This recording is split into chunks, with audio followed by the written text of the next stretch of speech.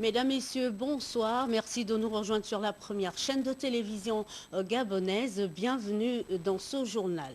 L'actualité nationale reste toujours marquée par le séjour italien du chef de l'État Ali Bongo Ondimba qui a été reçu par le président du Conseil italien Silvio Berlusconi.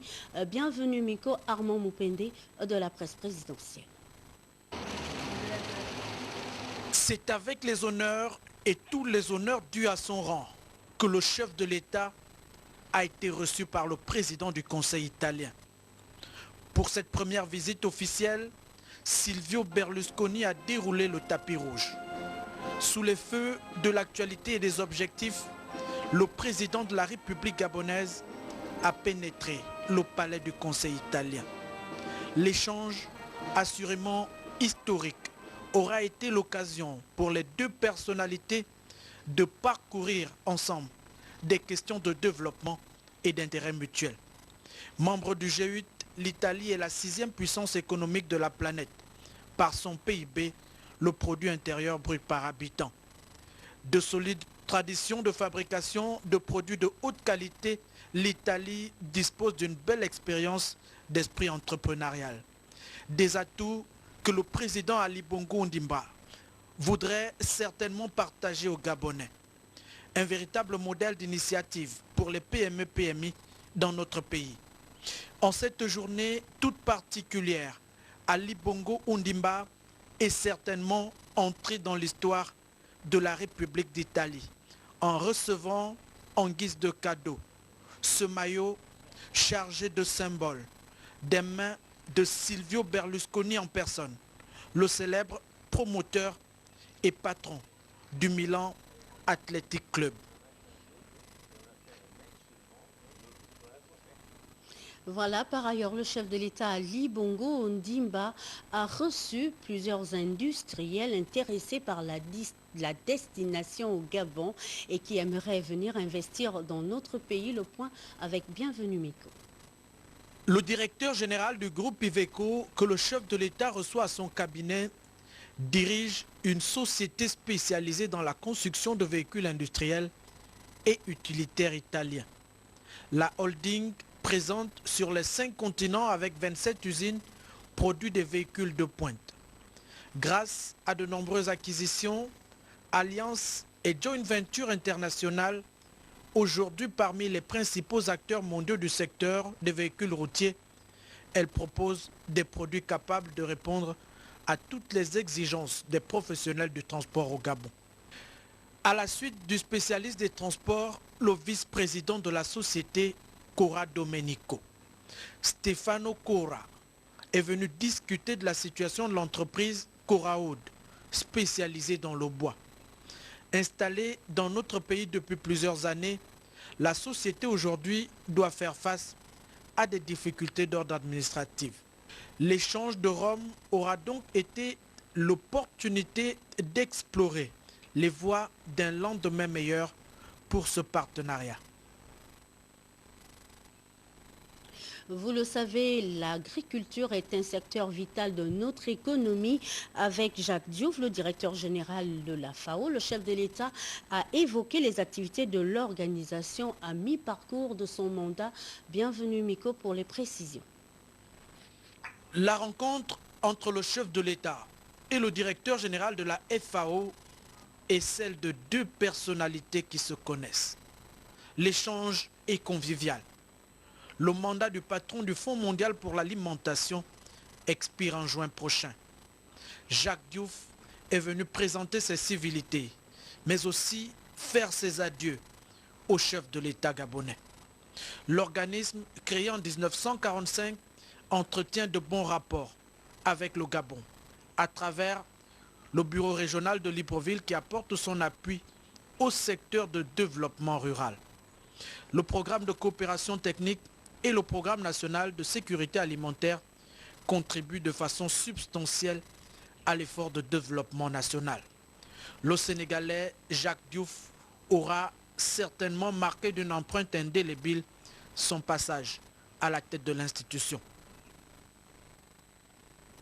Il faut souligner enfin que cette visite du chef de l'État en Italie est aussi une occasion de réaffirmer sa volonté de faire du Gabon un pays industriel, d'où cette rencontre avec un groupe d'investisseurs italiens.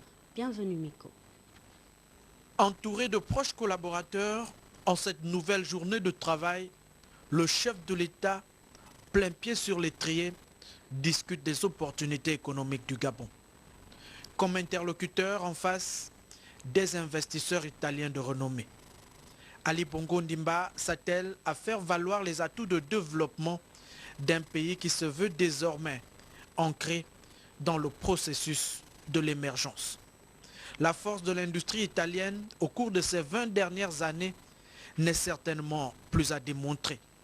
Dans le travail et la production manufacturière des PME, la créativité et la quête de la qualité exceptionnelle du produit italien ont certainement motivé cet échange et ce partenariat naissant. Le pays, situé au cœur de la Méditerranée, dispose d'une structure économique digne d'un pays avancé, une aubaine pour la République gabonaise. L'actualité, c'est aussi cette audience que le Premier ministre, chef du gouvernement, Paul Biya Oguemba, a accordé au nouveau représentant résident de la Banque mondiale dans notre pays, qui prendra officiellement ses fonctions au mois de juillet prochain. Martial Chibida. C'est mardi en milieu d'après-midi que le Premier ministre Paul Biya Oguemba a reçu le nouveau représentant résident de la Banque mondiale au Gabon. Si la visite de Mme Zouera Youssoufou rentrait dans le cadre de la simple courtoisie, elle a néanmoins affirmé s'inscrire dans la continuité de bons rapports Gabon-Banque mondiale laissés par son prédécesseur. Je suis donc nouvelle dans ce poste-là et de prendre le relais de mon prédécesseur et vraiment de voir comment la Banque mondiale peut apporter son soutien au gouvernement du Gabon. Les besoins du Gabon sont nombreux pour atteindre l'émergence, vision du chef de l'État, appuyé par le gouvernement Paul Biya Oguemba.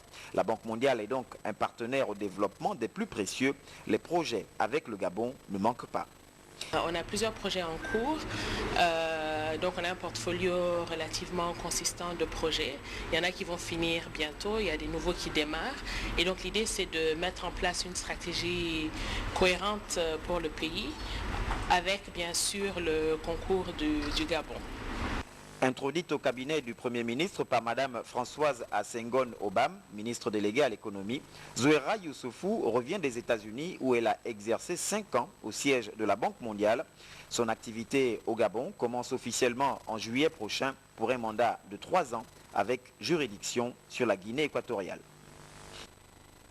L'autre centre d'intérêt concerne cette signature d'accord entre le gouvernement gabonais et le PNUD qui unissent leurs efforts pour lutter contre l'insalubrité dans notre pays. Des précisions dans ce reportage de Léa Lola Bifane.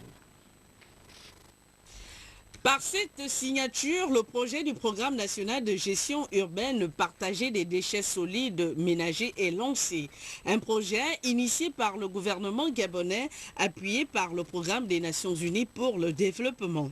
Le principal objectif visé est l'amélioration de l'environnement urbain et la réduction de la pauvreté au moyen d'un système de précollecte d'ordures ménagères participatif et générateur de revenus, contribuant ainsi aux efforts du Gabon dans l'atteinte d'ici 2015 de 2 objectifs majeurs du millénaire pour le développement, à savoir réduire de moitié l'extrême pauvreté et la faim, qui est l'objectif numéro 1, et assurer un environnement durable, qui est l'objectif numéro 7. Ce programme va contribuer à lutter contre l'insalubrité au Gabon et générer des emplois à travers la collecte des ordures ménagères.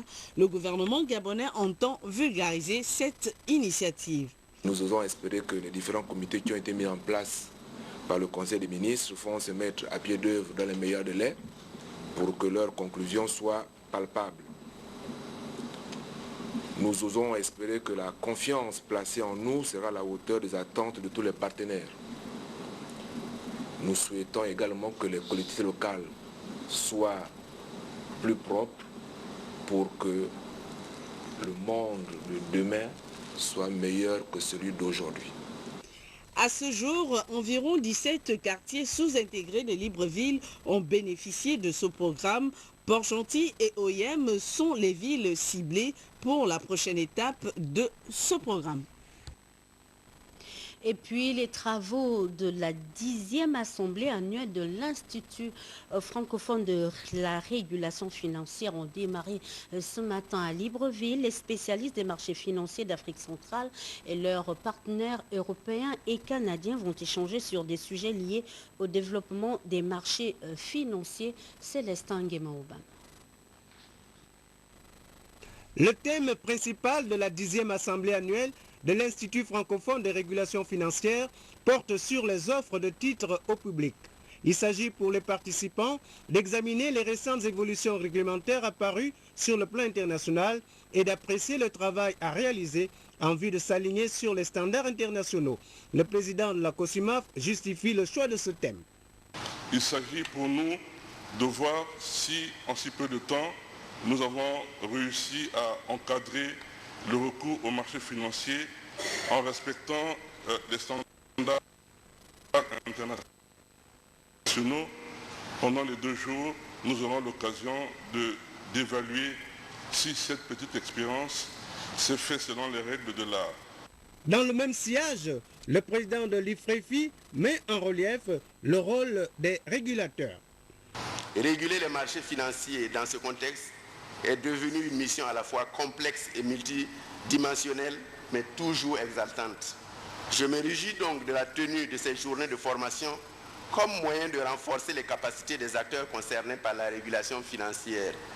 Aussi, saluons-nous à sa juste valeur la présence de ces différents acteurs venus nombreux à Libreville en réponse à l'invitation de la COSIMAF, membre de l'IFREFI. Dans son discours d'ouverture, le ministre délégué à l'économie a mis en relief la détermination du gouvernement gabonais à accompagner les actions visant à encadrer le marché financier. Vos travaux permettront, j'en suis sûr, ainsi d'approfondir la réflexion sur les moyens à mettre en œuvre en vue de drainer davantage d'entreprises et d'autres émetteurs vers notre marché financier et d'optimiser son développement. Le thème choisi est véritablement au cœur de l'actualité au sein de la CEMAC en général et au Gabon en particulier, dans la mesure où il se situe au centre de préoccupations majeures visant au soutien du secteur privé. Les travaux se poursuivent par une formation sur les avantages et exigences de la cotation, les normes comptables internationales et le contrôle de l'information financière par le régulateur. Merci Célestin. Le président du Sénat porte à la connaissance des mesdames et messieurs les sénateurs qu'une réunion de la Commission des lois et des affaires administratives aura lieu le jeudi 19 mai 2011 à 9h30 à la salle Ejeune à Mogo. L'ordre du jour portera sur l'examen du projet de loi portant statut général de la fonction publique. La présence de tous est vivement souhaitée. Et puis le bureau directeur de l'association des photographes et caméramens Gabon Images Plus invite l'ensemble des photographes gabonais et les responsables des studios photo à une importante réunion ce jeudi 19 mai 2011 à partir de 14h30 au lycée Georges Mabignat à côté de la poste d'Akébé. L'ordre du jour étant important, la présence de tous les photographes et responsables des studios photo est vivement souhaitée. Sur un tout autre plan, le premier conseil d'administration de l'Agence nationale des bourses et stages s'est tenu aujourd'hui à Libreville. Le bon fonctionnement de cette institution a constitué la trame de ses travaux. Jacques Fourier, Mangumba Maloulou. Autour de cette table de la salle de réunion de l'Agence nationale des bourses et stages, des commissaires, des secrétaires généraux de ministères, du directeur général de cette agence. Tous, membres, experts, voyants et témoins de l'administration abordent ici des questions liées au fonctionnement de cette structure. En face, le professeur Edouard Ngou-Milama, président du conseil d'administration. Le gouvernement voudrait désormais que les ressources humaines de ce pays soient formées valablement. Nous avons commencé par les États généraux, nous sommes maintenant sur l'agence qui donne les moyens pour ces ressources humaines. Cet espace d'émergence, nous devons nous participer